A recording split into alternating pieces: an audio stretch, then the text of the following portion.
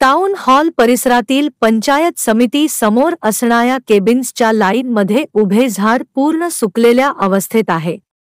सदर झाड विद्युत वाहिनीच्या डीपी जवळूनच गेलेले असल्याने आग लागण्याची शक्यता आहे।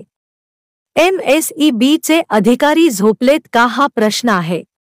दरम्यान येथील नागरिकांनी महाराष्ट्र राज्य विद्युत मंडळाला कळवले असले तरी त्यांनी दुर्लक्ष केले आहे।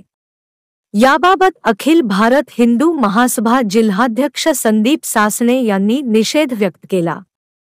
हिंदू महासभा जिल्हाध्यक्ष संदीप सासणे जे MSEBचे टाउन हॉलमध्ये जे झाड आता वाळलेलं आहे ते MSEBने त्वरित काढून तिथं जर काही अडथळा जर असला किंवा ते पेटलं झाड विद्युत वाहिनीमुळे तर झाड पेटण्याची शक्यता आहे व इतर घटना घडण्याचे संभव असल्यामुळे तो त्वरित झाड MSEBने काढून त्याचा विल्हेवाट लावा। तर तिथं आम्ही अखिल भारत हिंदू महासभा तीव्र आंदोलन करण्यात येईल।